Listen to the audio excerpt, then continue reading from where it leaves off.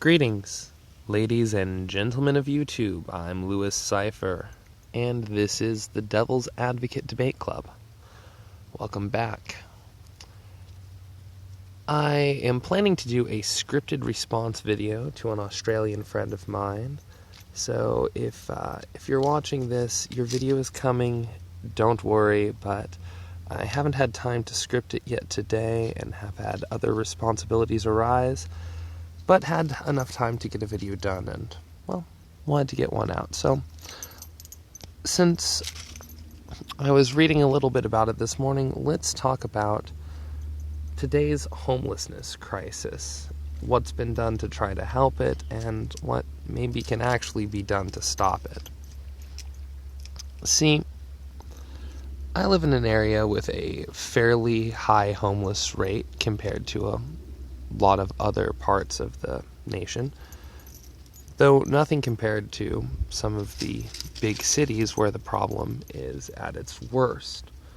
And homelessness is an issue that has baffled many politicians and sociologists alike, as almost every idea for helping or fixing the solution that's been tried, with a few exceptions, have tended to make the problem worse. What I mean by that is we see a sharp and clear inverse between places where social services are at their highest and where homelessness are at their lowest, which isn't what was expected. People expected that helping homeless people by giving them food and shelter and different things like that would lower homeless numbers, that would help these people get back on their feet. What we're seeing instead is a sharply growing number of people who choose to be homeless. And, there have been reports done on this both ways, but if you don't believe me, walk to any major city out to a homeless camp and ask how many people there would like a job, or how many are living the life that they choose.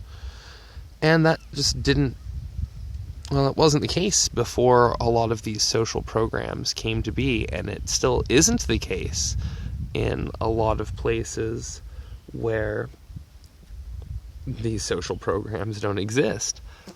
Now, there are still, homeless people everywhere, but most cities have laws on the charts against vagrancy, for instance, and they're not enforced in many places anymore, partially because, there's a jailing crisis in America due to jailing people over drug crimes and things like that, but that's a whole nother issue. And see, some of these issues need to be solved together in, wider reforms, but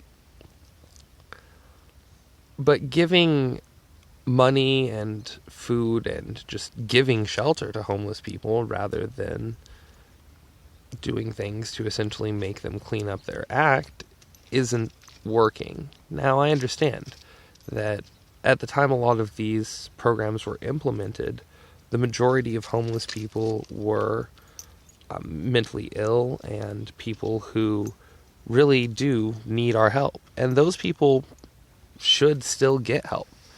I definitely could see some kind of mental health evaluation for whether or not people receive help, where if you're well and, healthy enough to get a job and there are open jobs available in your area, then you probably shouldn't be receiving a free cell phone and housing from the government. At least not for very long. I bring this up because recently I've gotten back from Washington.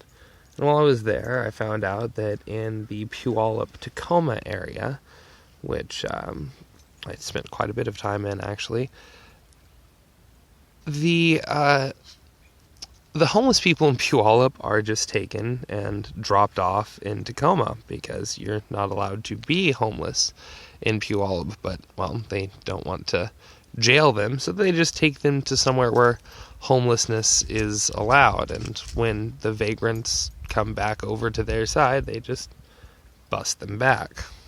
This is, bad for the environment and the gas that it burns to require shipping these people around.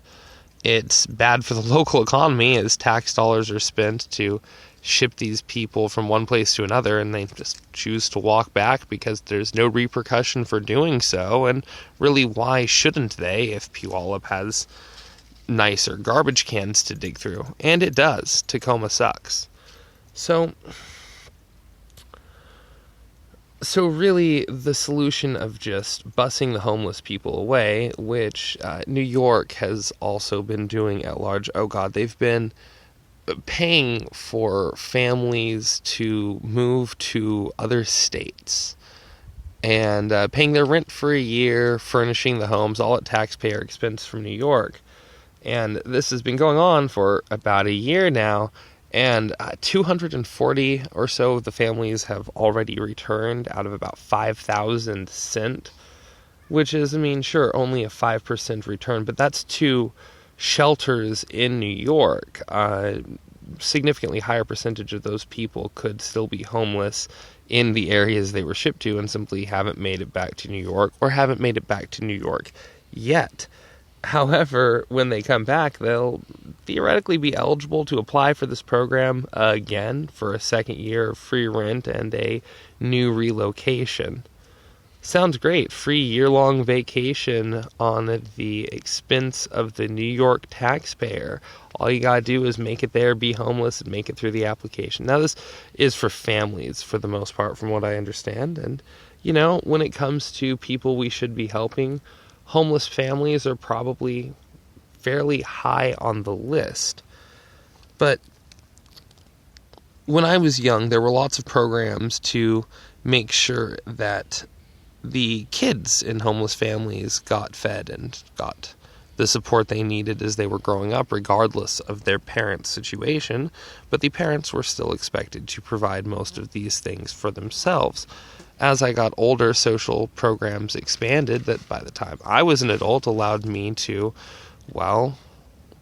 spend a few years of my life basically wasting my time with dead-end jobs that were really places that had no progression for me and where I made enough money to pay rent and to pay for my vices.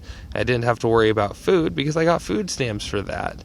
And because it allowed me to stay in a low pay position rather than trying to forward myself to better my position, it has markedly held me back when I look back on my life. And I allowed it to. I'm very much an individualist, and I see myself as at fault for falling into the traps of these programs, but to an extent for able-bodied people, that's what they are. So, I definitely want to draw a line between people who need help and a large number of people who receive it but really should just be taking care of themselves. Something which, to be quite honest, I'm still working on. So, hey, I get it. It's not easy for us millennials who were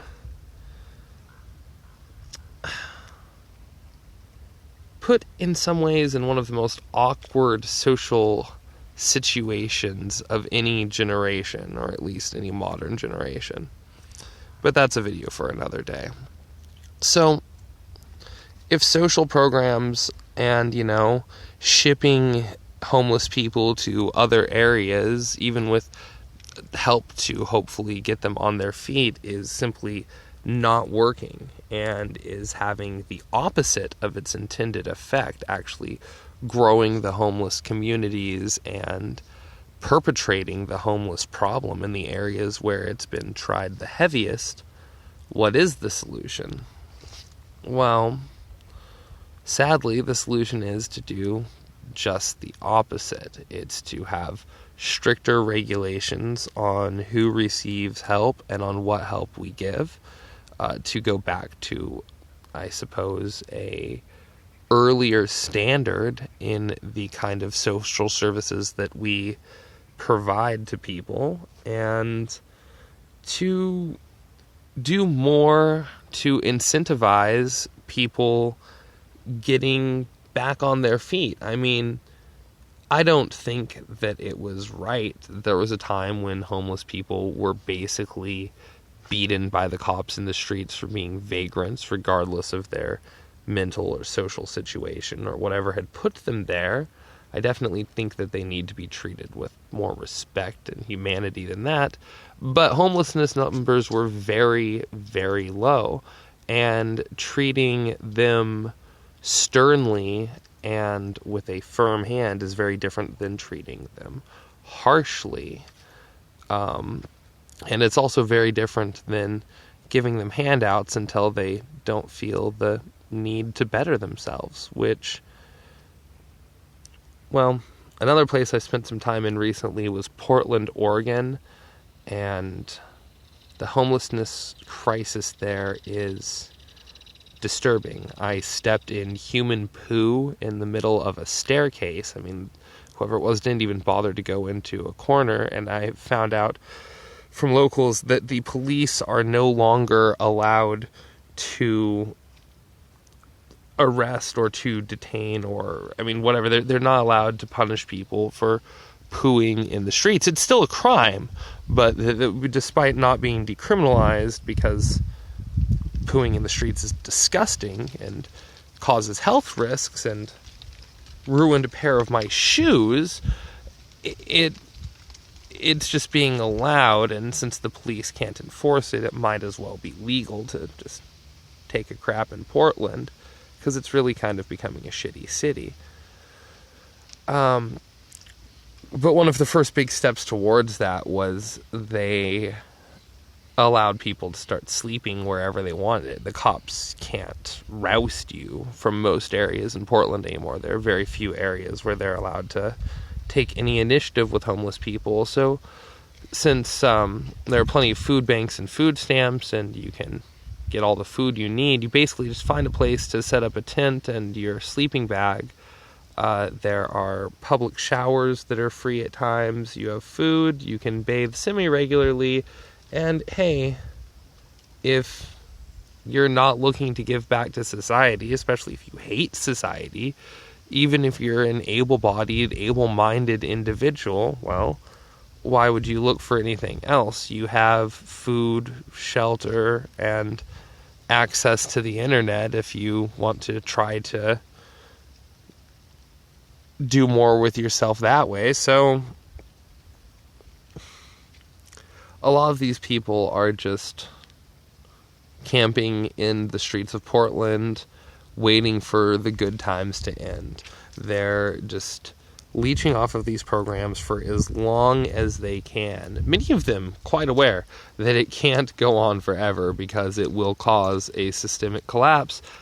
Some of whom, that's their point. I mean, there are anarchists now who I've talked to who are camping in the streets of Portland in order to leech funds off taxpayer, literally in an attempt to cause systemic collapse. And something needs to be done about them. And really that means not letting people camp or sleep or poo wherever they want in your streets. Enforcing vagrancy laws with a firm but not the harsh hand of the past. And honestly, for not the mental health cases, but for the growing number of able-bodied, able-minded homeless people, we really need to just find ways as a society, potentially even legal ones, to make them get a life. But hey, that's just my opinion. Please let me know what you think in the comments below. Don't forget to like and subscribe. Hopefully I'll get time to script my response. Australian I guess, friend of mine on Twitter, Nervardia, I believe is her name and channel. I'll have it linked. In fact, if I remember, I'll link her video below in the description as homework for my response. But she was very, very pleased that sounds like a pretty hateful guy, I forget his name right now, but a guy was banned from traveling to New Zealand, and he's banned in a bunch of other countries. And, well, I'm going to do a response as to why I disagree. But she's a delight. You should subscribe to her channel as well. We've been having wonderful discussions on Twitter. Anyway, as always, I'm your host, Louis Cipher. Thanks for watching the Devil's Advocate Debate Club. See you next time.